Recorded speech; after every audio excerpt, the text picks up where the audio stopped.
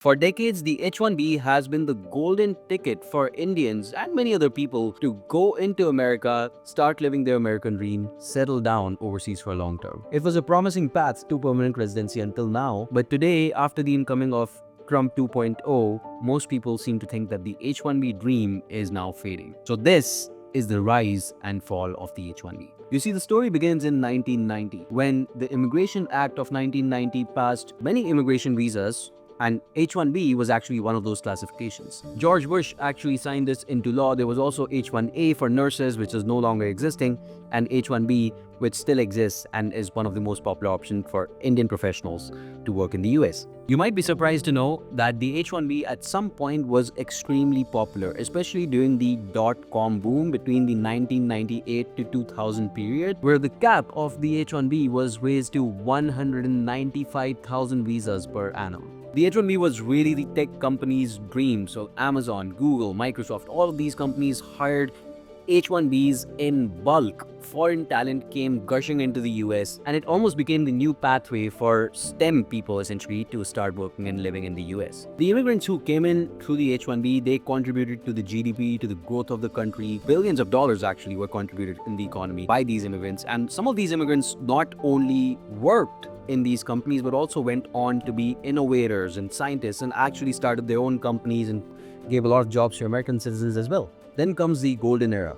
The part between 2015 to 2017, H1B was at the peak of its popularity. You won't believe this, 200,000 plus applications per annum, where there were only 85,000 slots maximum for the H1B. When it came to international students in the US, they found a new pathway: study in the US, get done with their education, start their OPT, and during the OPT, try for the H1B lottery, get into the H1B, apply for the green card through the employer, get settled down in the US. This was literally the pathway, and so many people apply. But this is also where not only big tech like Google, Microsoft, Apple, but also consulting firms like TCS and Infosys started using the H1B. In fact, I wouldn't just say using the H1B, they started misusing the H1B. So outsourcing, staffing loopholes, basically exploitation of the visa system, even via third-party placement companies, started to happen a lot. So basically what that means is that you're being hired by TCS, but you're really working at, let's say, Microsoft, but maybe an employer like TCS might be taking up 20-30% of your salary and giving you contracts with Microsoft. Now remember, 2017 is when the fall of the H1B started. This is where the Trump era actually started, and Trump actually took notice to what's really going on with the H1B. In this period, you have seen record levels of requests for evidence, RFEs, many times for no reasons as well, and many times for legitimate reasons being sent out when people wanted to not only just get the H1B for the first time, but even for renewal cases. The USCIS started to reinterpret the rules to sort of start denying the visas a little bit more than they used to. And on top of that, let's not forget the Trump administration tried to end the H4 EAD so that spouses or H1B workers should not be able to work even if they have a green card approved. And well, they couldn't exactly do that. They made the process quite lengthy. Now, keeping in mind that over 73% of the applications for the H1B are usually Indian candidates. This, of course, started affecting Indians a lot. They started losing their faith in the H1B system. It started to feel a little bit more shaky. This is also where people started realizing that the green card, basically to the US, is not as easy as it used to be. Too many people have applied, and there's limited number of cards going around, and the processing speed is also slow, and hence people had to wait years and years and years to get their hands on the green card. Even today, by the way, the wait times of EB2, EB3 visas, if you check, they seem to be almost 12, 13 years for Indian candidates, but in reality, based on the speed of processing, it seems like it might even take 30, 40 years. So H1B sort of became a temporary sort of a trap. Employers started misusing their privilege because they knew that these people have nowhere else to go. If they don't sponsor for the EB2, EB3, these people won't exactly be able to get a green card, and that's why H1B employees started to sort of being pressurized, right, into doing more and more work. They were the hardest workers in the company, probably even the lowest paid, sometimes even lesser than American workers, but they were working hard because they wanted the employer to be on their side, because if you get laid off and there's no job in the market, you get to go home essentially in 60 days. At the same time, people started looking at alternatives, especially during the Trump administration's first term itself. People started looking into going into Canada if the US is not working out. People started looking into going into Australia. There was the GTI, the Global Talent Visa in Australia at the time. There was also the Global Talent Visa in UK, through which people started going into the UK as well. But all of these countries really tried to capitalize on the downfall of the H1B at that time. After the Trump administration, the H1B system ran pretty decently while Biden administration was in office. But now with the incoming of Trump administration again, things have changed quite a bit. USCIS has moved to a digital lottery system, and of course, last year itself there was a crackdown by the USCIS that people were sending in multiple applications. One person was sending in 5, 6, sometimes even 10 different H1B applications in the lottery by 10 different employers, and they cracked down on that.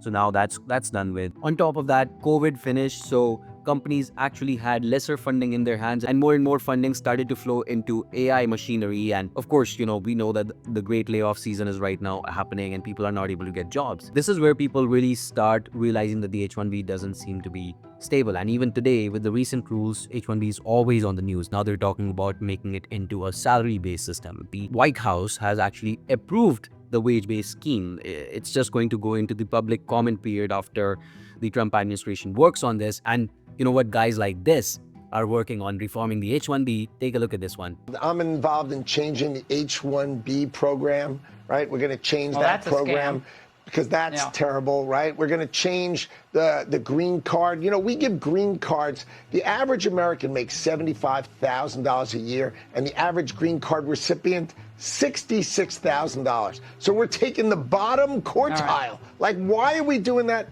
That's why Donald Trump is going to change it. That's the gold card that's coming. On top of that, the Trump administration recently announced that now your employer will need to pay $100,000 in fee just to be able to sponsor you next year for the H1B. And while H1B is moving towards merit, it would be safe to say that the Trump administration's idea of merit for the H1B at least is to look at wage levels. Someone with a higher wage level, let's say level 4, will have 4 chances in the lottery as compared to someone with a lower wage level, which is level 1. Now with all of this going on, and we know that sooner or later this is going to be turning into a wage-based scheme, this basically puts students at a disadvantage. So the pathway from going from F1 visa to H1B is probably going to get tougher because freshers are not going to be preferred simply because, well, you don't really have a very high salary once you're a fresher, right? So it's going to get difficult, and I think that this pathway is sort of breaking loose at this point. So what are people starting to do? People are starting to move towards something called as the O1 visa. An argument for letting in talented people to the United States. I think that's a great argument. No issue on that. But the H1B system is not that. It is a way to depress wages and replace American workers. If you want to let in an ultra-talented genius, we have actually a different visa for that. It's called O1 visa. Now, as you've heard, the O1 visa is actually an extraordinary talent-based visa. So you basically show to the government that, yes, you're coming in and you may be displacing an American worker, but in this case, you're extraordinary. You have certain skills that are not available in the market whatsoever. And yes, while the H1B tried to do that to some extent, it's been so misused that the purpose of that has basically been broken down at this point. So while the Trump administration tries to make the H1B merit-based, and really in literal terms, I would say salary-based, you can start looking into the O1 visa. And many of you guys actually might already qualify. You just might not know it yet. So make sure that you go ahead. If you have a resume or a LinkedIn page, you can send it to me on YMGrad.com. You'll see my chat box over there. What I will do is I will give you a free evaluation letting you know if you qualify already, or if you don't qualify, what can you do to qualify? I'll give you some briefing on that. And this is, by the way, absolutely free. So make sure you take advantage of that. And of course, at the same point in time, many other countries have pathways like UK Global Talent Visa still. Australia now has it different. They basically call it the National Innovation Visa. It's really the same pathway still. Singapore has one pass. China has R visa. UAE has Golden Visa. But all of these pathways are now gaining more traction, of course.